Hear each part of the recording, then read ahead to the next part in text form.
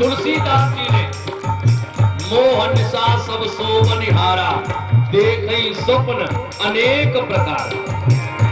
मीराबाई मेरे तो गिरधर गोपाल दूसरो न कोई, जाके सिर मोर मुकुट मेरे को पति से। कबीरदास जी कबीरा सब जग निर्धना धनवंता नहीं कोई, धनवंता सोई जानिए जाके भजन नाम धन हो। तुलसी मीरा कबीरा ने गाया, सूरदास जी ने दर्शन है पाया, हो पाया सूरदास जी ने दर्शन है पाया, हो पाया सूरदास जी ने दर्शन है पाया। जिनके हृदय में राम नाम बंद है, जिनके हृदय में राम नाम बंद है, उसे हर घड़ी आनंद ही आनंद है। जिसे जीवन में भला उसे हर घड़ी आनंद ही आनंद है। भक्ति पाने की इच्छा नहीं है, मुक्ति पाने की इच्छा नहीं है, नहीं है मुक्ति पाने की इच्छा नहीं है, नहीं है मुक्ति पाने की इच्छा नहीं है। हे प्रभु हमें चाहे भक्ति आप न दो, मुक्ति भी हमें न दो, केवल एक मिल जाए क्या? संत चरणों में परमानंद, संत चरणों में परमानंद, उसे हर घड़ी आनंद ही आनंद है। जिसे जीवन में मिला हरि बोल, उसे हर घड़ी आनंद ही आनंद है, उसे हर घड़ी आनंद ही आनंद है, उसे हर घड़ी आनंद ही आनंद है, उसे हर घड़ी आनंद ही आनंद। जो आनंद सिंधु सुख राशि, सी करते त्रैलोक सुपासी। अरे जो आनंद के सिंधु हैं, ऐसे प्रभु की शरण में हमारे श्री उद्धव जी खड़े हुए हैं, लेकिन फिर भी ज्ञान का अभिमान उनको देख नहीं पा रहा। पर्दा ज्ञान का कुछ देखने नहीं दे रहा। अच्छा पर्दा क्या देख पाए? हम आप बैठे हैं, आप हमें देख रहे, हम आपको देख रहे, वक्ता श्रोता के रूप में हम आप बैठे हैं। दोनों के मध्य में एक पर्दा डाल दिया जाए। रामलीला रासलीला में हमने आपने देखा होगा, उनका अभिनय परिपूर्ण हुआ, एकदम पर्दा डाल दी गई, दूसरा अभिनय होगा। जब तक वो पर्दा पड़ी रही, इस पार वाला उस पार ना देख पाया, उस पार वाला इस पार ना देख पाया। बस हमारे और प्रभु के मध्य में इतना ही बस फासला है, बीच में एक अभिमान का पर्दा लगा हुआ है। और जिस पल वो अभिमान का पर्दा हट गया, बस प्रभु का दर्शन हमें मिल गया।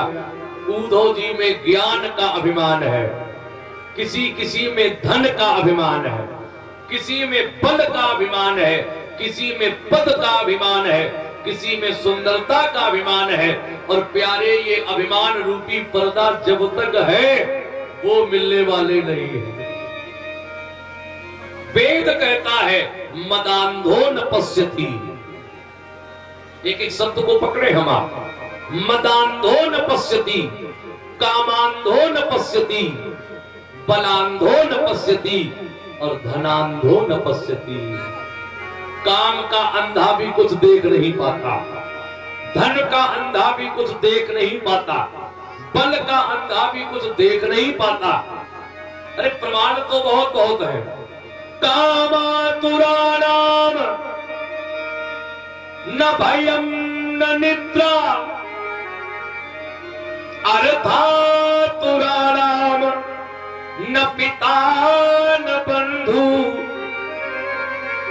अर्थातुराणाम, जिसे अर्थ की, अर्थ में जो आतुर है, पैसे की जिसे ज्यादा चाह है, उसके लिए न कोई पिता है न कोई भाई है। आए दिन हम आप न्यूज में अखबार में पढ़ते रहते, देखते रहते हैं कि जमीन के कारण झगड़ा हो गया, सगे भाई ने भाई को मार डाला। लेन देन पर पिता पुत्र की बिगड़ गई, पुत्र ने पिता को ही काट डाला। धन की चाह कुछ भी करवा सकती, और काम में जो अंधा होगा उसे न भय लगेगा, वयोवृद्ध तो बैठे हैं कथा में, और न कामी पुरुष को नींद आएगी, न भयम न निद्रा। उद्धव जी ज्ञानी है और भगवान पत्र लिख रहे, मयिताम प्रेयसाम पृष्ठे दूरस्थे गोकुल स्त्रिया। हे हमसे दूर रहने वाले ब्रजवासी गोकुल स्त्रिया गोपियों, इस स्मरंत, जब हमें आपका स्मरण होता है, अंगम विमुह्यन्ति। देखो कैसा सरल भाव प्रभु ने लिख दिया। जब हमें हे ब्रजवासियों आपकी याद आती है तो अंगम विमुह्यन्ति, हमारे शरीर का एक एक अंग बिल्कुल शिथिल हो जाता है, कमजोर पड़ जाता है। बिरहोत कंठ व्यूहला, बिरहोत कंठ व्यूहला, विरह के कारण, दुख के कारण हमारा कंठ बिल्कुल अवरुद्ध हो जाता है, कंठ बिल्कुल रुद्ध जाता है, रुक जाता है। फिर एक भी शब्द की छोड़ो, अक्षर भी फिर इस वाणी के द्वारा हम बोलना चाहे, निकालना चाहे, एक अक्षर भी नहीं निकलता। अच्छा, भगवान ने कितनी सरल बात लिख दी, बिल्कुल सांसारिक चर्चा लिख दी, जिससे कि उद्धव जी पत्र पढ़ भी ले तो भी हमें साधारण बालक ही समझे, ब्रह्म न समझे। मालूम कितनी साधारण बात। हमारा आपका कोई स्वजन, हमारा कोई प्रेमी जन बरसों पहले हमें छोड़कर चला गया हो, उसकी कोई खैर खबर न मिली हो, और बरसों के बाद एक दिन अचानक हमें उसकी याद आए, तो याद आते ही आंखों से आंसू बह निकलते हैं। और आंसू बह ही रहे थे कि तब तक कोई आ गया, उसने हमें रोता हुआ देखा तो एकदम पूछ लिया, भैया काहे रो रहे हो? वैसे तो दुख कम था, वैसे तो आंखों से आंसू थोड़े बह रहे थे, लेकिन जो पूछने वाले ने पूछा भैया काहे रो रहे हो, तो आंसू और तेज बहने लगे। और हम आप उसे बताना चाहते हैं कि हम क्यों रो रहे हैं, लेकिन कंठ इतना रुध जाता है, अवरुद्ध हो जाता है कि एक भी अक्षर फिर निकलता नहीं है। ऐसा देखा होगा हमने आपने। हम कहना चाहते हैं, हम बोलना चाहते हैं, लेकिन हम चाहते हुए भी बोल नहीं पाते।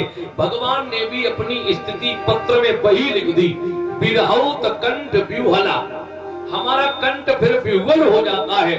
उद्धव जी के हाथ में पत्र दिया। उद्धव जी बोले, तुम चिंता मत करना हे कृष्ण, मैं आज जाऊंगा, कल उन ब्रजवासियों को पत्र का भाव समझा दूंगा, सगुण और निर्गुण का भेद बता दूंगा, और परसों वापस आ जाऊंगा।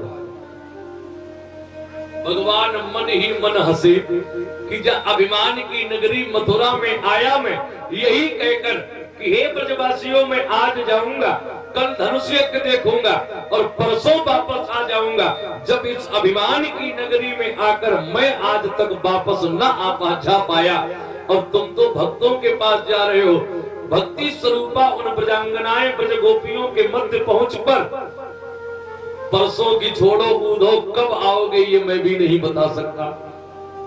उद्धव जी ने पत्र हाथ में लिया और भगवान रथ तक श्री उद्धव जी को छोड़ने गए। आदाय रथ मारुई है, प्रेयौ नंद गोकुलम। आदाय रथ मारुई है, प्रेयौ नंद गोकुलम। श्री वेदव्यास जी ने लिख दिया, सुखदेव जी सुना रहे, हे राजन परीक्षित, जो रथ लेकर श्री उद्धव जी चले, किस दिशा की तरफ जा रहे हैं? प्रेयौ नंद गोकुलम। रथ को प्रेरित किया, रथ में जुते हुए लगे हुए घोड़ों को इशारा किया गोकुल की तरफ चलने के लिए। लेकिन कवि अपने भाव में कहते हैं, चले मथुरा से जब उद्धव तो वृंदावन नजर आया। चले मथुरा से जब उद्धव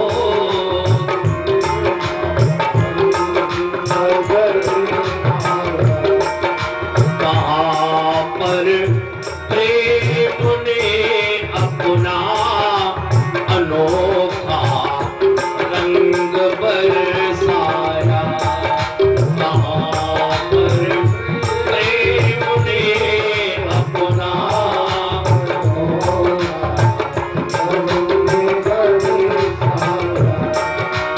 उलझ कर वस्त्र में कांटे लगे उद्धव को समझाने।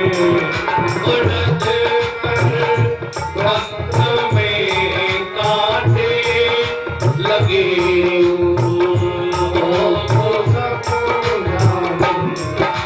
तुम्हारा ज्ञान पर्दा फाड़ देंगे प्रेम दीवाने। तुम्हारा ज्ञान पर्दा फाड़ देंगे।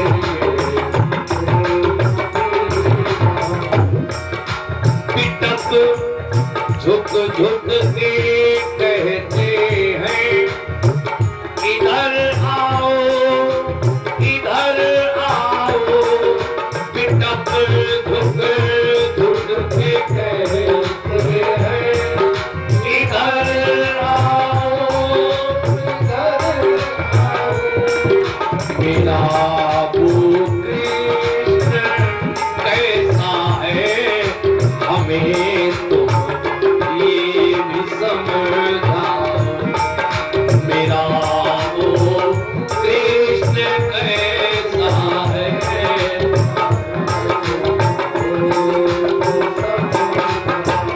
वृक्ष भी जिन उद्धव जी को प्रणाम करना चाहते हैं। मालूम है क्यों? त्रेता में श्री राम जी श्री भरत जी बिल्कुल दोनों देखने में एक जैसे, और द्वापर में श्री उद्धव जी और श्री कृष्ण जी बिल्कुल एक जैसे। राम भरत एक ही अनुहारी, इसी तरह उद्धव कृष्ण एक ही अनुहारी। उद्धव जी को देखकर वृक्ष कहने लगे, स्वागतम कृष्णा शरणागतम कृष्णा, स्वागतम कृष्णा। बड़े भाव से बोलो,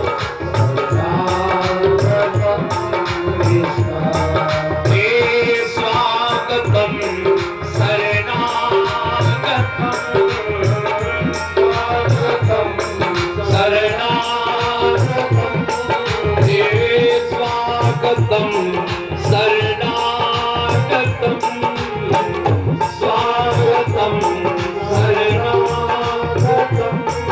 अभ्यागतम कृष्णा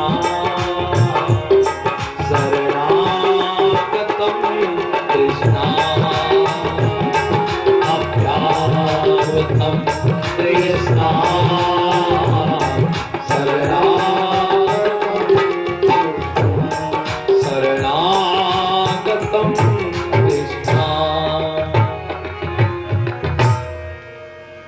वृक्ष भी जिन उद्धव जी को प्रणाम कर रहे, श्री उद्धव जी